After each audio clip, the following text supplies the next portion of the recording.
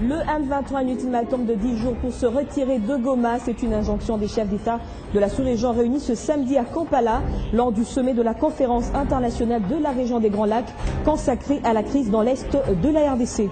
Et le président congolais Sassou Nguesso a été reçu ce samedi par son homologue rwandais à Kigali, avec qui il a évoqué également la situation dans l'Est de la RDC, la substance de l'entretien dans ce journal.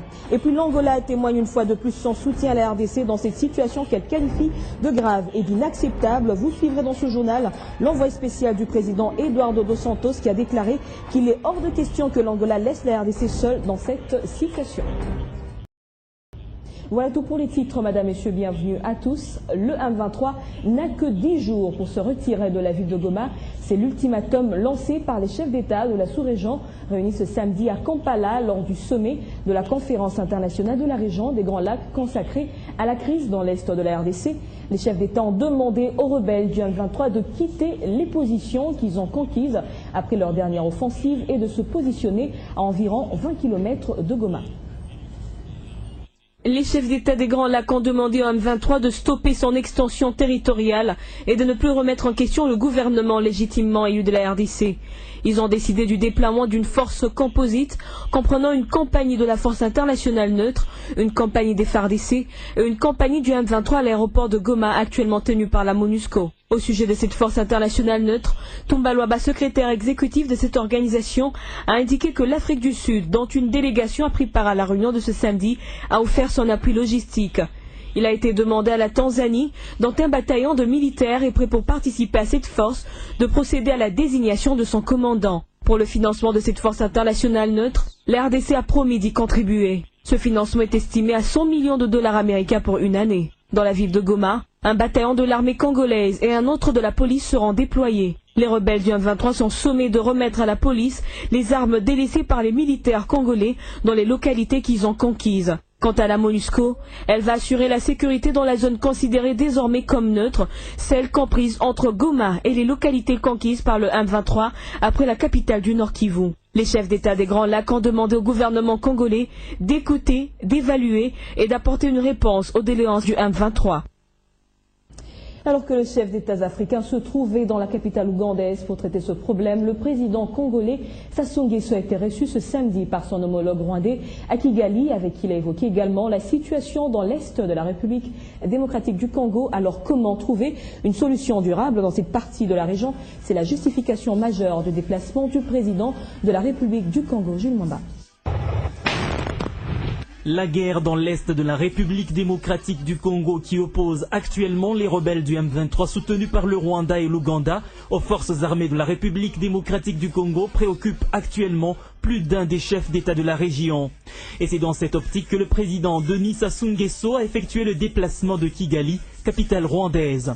Il s'agit pour lui de rencontrer le président rwandais Paul Kagame, car le Rwanda est accusé par l'ONU et la RDC de soutenir les rebelles qui causent l'instabilité dans l'est du territoire congolais. C'est donc pour trouver une position consensuelle que le président congolais consulte. Et ici, c'est une visite de travail. Plusieurs entretiens étaient à l'agenda de Denis Sassou Nguesso avec au centre, de manière générale, la stabilité de la région de Grands Lacs. Denis Sassou Nguesso est accompagné par son ministre des Affaires étrangères et son conseiller à la paix et à la sécurité en Afrique. Précédemment, c'est son homologue congolais Joseph Kabila avec qui il entretient de bonnes relations qu'il a eu à accueillir sur sa terre pour passer en revue plusieurs questions, notamment d'ordre sécuritaire. Lors du sommet de la francophonie à Kinshasa à la mi-octobre, M. Sassou Nguesso avait rencontré les responsables de l'opposition et le président du Sénat en RDC. Ces hommes politiques lui avaient alors demandé de s'impliquer dans la résolution des crises que connaît la RDC, qui partage une longue frontière avec le Congo-Brazzaville, son pays. Au chapitre des réactions, la République d'Angola a déjà pris position pour le gouvernement du président Eduardo dos Santos. L'occupation de l'Est de la RDC est une situation grave et inacceptable. Le ministre d'État angolais des Relations extérieures, Manuel Domingos Augustos, est envoyé spécial du président Eduardo dos Santos, qui a été reçu ce samedi par le chef de l'État, Joseph Kabila, dans sa ferme de Kingakati, a déclaré qu'il est hors de question que l'Angola laisse la RDC seule dans cette situation. L'Angola n'a jamais laissé la RDC seule. nous sommes des frères, nous sommes des voisins, nous avons des liens forts, ancestrales, et la position du gouvernement de l'Angola, c'est clair. On est à côté du gouvernement de la République démocratique du Congo, et on va faire tout pour aider le gouvernement de la République démocratique du Congo à maintenir sa souveraineté et la stabilité du pays. On espère que la solution du problème de la RDC ne soit pas des solutions militaires. Le temps de la guerre, c'est déjà... Parce que l'Afrique doit se concentrer dans le développement économique, dans la coopération, dans l'intégration régionale. Et c'est ça qui, dans le cadre des Grands Lacs, l'Angola essaye de jouer aussi son rôle. Et on préfère ne pas parler de solutions militaires ou d'engagement militaire. On fait confiance au gouvernement de la RDC et on pense que sous la direction du président Kabila, la solution va être trouvée. Et le gouvernement d'Espagne considère que les affrontements qui ont abouti à la prise de Goma par le M23 représentent une atteinte à l'intégrité territoriale du pays, au droit international humanitaire et aux droits humains de la population qui ont été gravement violés. L'Espagne exige l'arrêt immédiat des hostilités, tout comme le retrait du M23 de Goma et des autres territoires illégalement occupés. Le gouvernement d'Espagne appelle donc à la recherche d'une solution stable et durable au conflit, garantissant à tout moment l'intégrité plutôt territoriale de la RDC. Situation sécuritaire dans l'Est toujours. Les voix continuent à se faire entendre après la prise de la ville de Goma par le M23. Ce samedi, le réseau des partis politiques libéraux a donné sa position, une position qui stigmatise le comportement du mouvement rebelle du 23 mars et l'implication des pays voisins, notamment le Rwanda et l'Ouganda, dans cette rébellion. Suivez le président de ce réseau au micro de Guy Chungu. Nous, partis politiques libéraux congolais, membres du réseau libéral africain et de l'international libéral, mus par les valeurs de liberté, de démocratie, de justice sociale et de paix. 1. Rappelons avec force la résolution 2076 des Nations Unies, qui dénonce de manière claire et sans équivoque les appuis extérieurs que les pays voisins Rwanda et Ouganda apportent à la rébellion M23 sur le plan tant militaire que politique. 2. Demandons, petit a, la cessation immédiate des hostilités sans délai et sans condition. B. Le retrait immédiat des troupes rebelles du M23 de Goma. C. L'élargissement du mandat de la MONUSCO dans le cadre du chapitre 7 pour permettre aux forces de la MONUSCO de faire usage de leurs armes afin de sauvegarder les vies humaines. D. L'aide humanitaire de la communauté internationale pour les populations victimes du conflit. En tournée dans le Bandundu, le ministre Kinké Mulumba des Pétentik a répondu à l'appel à la mobilisation lancé par le président Joseph Kabila en rapport avec la crise dans l'est du pays. Kinké Mulumba n'a pas trouvé mieux que de se déployer à Masimanimba, qui est son fief électoral, où il a mobilisé une foule immense. Toute la cité de Masimanimba s'est réveillée de bonne heure ce mercredi matin pour accueillir son fils devenu ministre après l'avoir élu aux élections de novembre 2011 dernier. Le ministre Kinké Mulumba des Postes, Télécommunications et Nouvelles Technologies de l'Information et Communication, qui est aussi l'autorité morale du Parti pour l'Action, en raison de l'agression de rebelles du M23 dans le Nord Kivu, a exhorté la population à soutenir les institutions de l'État, son armée et la population victime de cette guerre d'agression provoquée par le Rwanda. Dans cette adresse, devant une foule en liesse, le ministre a insisté sur un soutien à Joseph Kabila, président de la République, en ce moment où l'intégrité territoriale est mise à rude épreuve. Il a demandé que le peuple et que les institutions se mobilisent. Masimanimba fait pour se dresser comme un seul homme, n'a qu'à protéger le régime. Il faut que protéger le régime, il y a une ngolo. Derrière Trifon Kinké Mulumba, Les habitants de ce secteur ont battu le pavé pour dire qu'il n'est pas question pour eux de laisser passer une quelconque rébellion pour qu'elle prenne la capitale Kinshasa.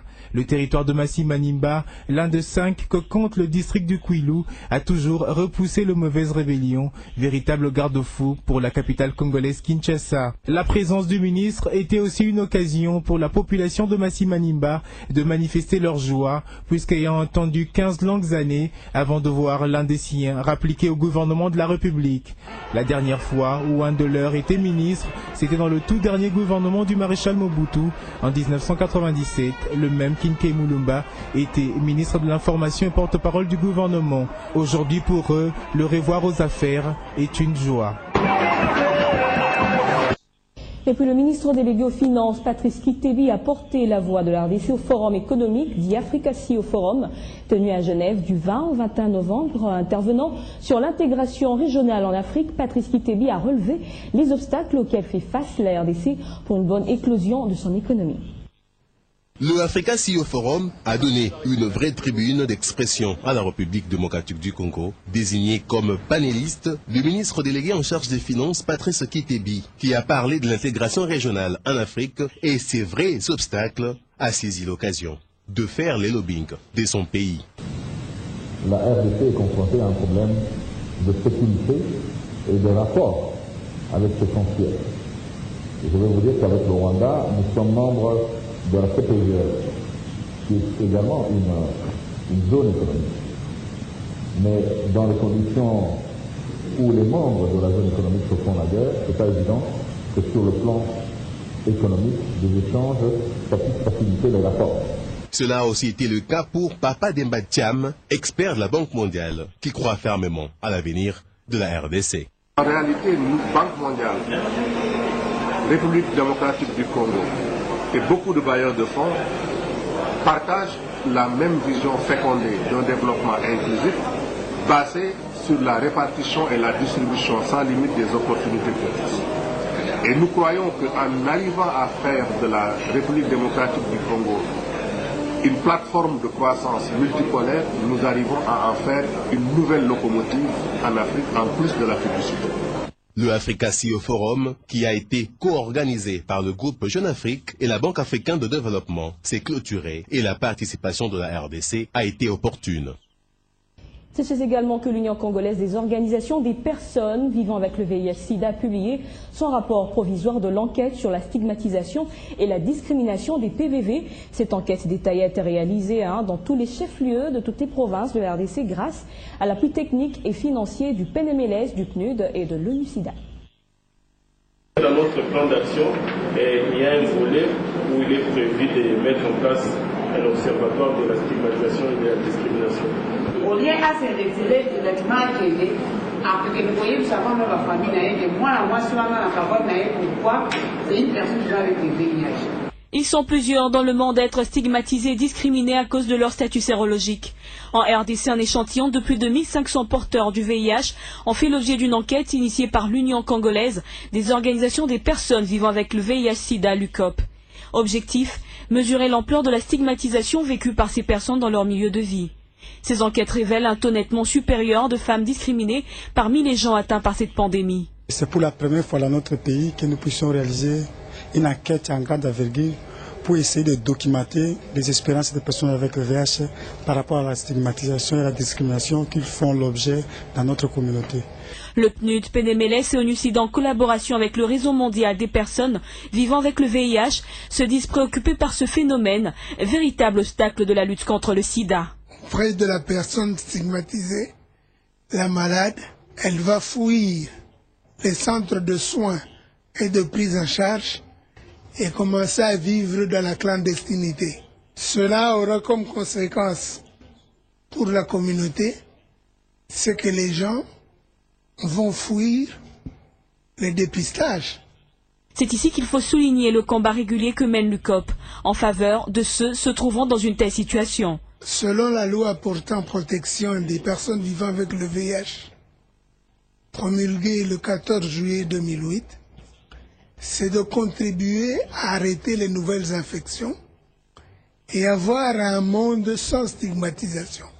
Ces résultats d'enquête seront publiés officiellement le 30 novembre par les politiques. Et puis une nouvelle agence de communication et médias vient de voir le jour. Franiol Adjinsi, son initiateur et directeur général, n'est autre que le journaliste Francis Mwamba-Lambert, l'unique rescapé du crash de l'avion de la MONUSCO du 4 avril 2011 à l'aéroport international de Ndjili. Et donc ce samedi a marqué non seulement le lancement officiel de l'agence, mais aussi de toutes les activités de la fondation portant son nom. Franiol Adjinsi est une agence conseil en communication, une branche de la fondation Francis Mwamba-Lambert qui, journaliste de métier, s'est converti en chanteur, créant ainsi un groupe de musique qui se nomme La Bonne Nouvelle.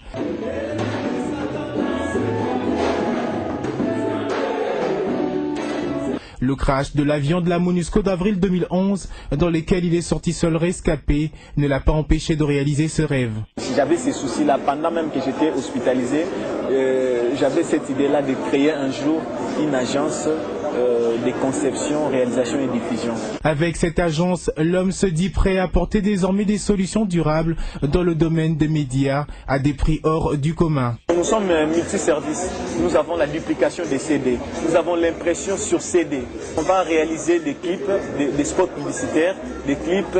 Nous avons aussi la location de matériel. Avec ces services, Franiol Adjinsi va sans doute assurer un travail professionnel de qualité, mais surtout adapté aux nouvelles technologies de l'information et de la communication. De par le matériel qu'on a vu, ce sont des matériels professionnels, même si ce n'est pas le matériel qui travaille, mais l'idée déjà, la conception a été très bonne et nous pouvons souhaiter que bonne chance à Francis. La créativité est un atout. C'est partant de ce slogan que Francis Mwamba-Lambert a pris l'initiative de matérialiser ce projet. Rescapé d'un crash d'avion, l'homme ne cesse de rendre grâce à Dieu, sans qui, à ce jour, il ne serait pas compté parmi les vivants. Clin d'œil sur l'actualité sportive, c'est ce dimanche que sera connu le vainqueur de la 9e édition de la Coupe de Confédération de football. À l'issue de la finale, le retour qui opposera l'AC Léopard de Dolisie du Congo à Djoliba, AC du Mali. À l'aller, le club congolais avait imposé un nul de 2 buts partout aux Maliens. Un résultat favorable pour le Sacre des Fauves de Niari, a soutenu le représentant de l'équipe de Rémi Ayayos à Kinshasa, Jean-Pierre Onyezé. Suivez. C'est un grand encouragement venu du chef de l'État, représenté par son directeur de cabinet. Je pense que c'est un soutien qui sera décisif pour le reste de la compétition. Nous sentons que nous sommes suivis et assistés. Cette détermination signée Rémi Ayayos, président de l'AC Léopard de Dolisie, à la veille de la finale allait se matérialiser des plus belles manières sur la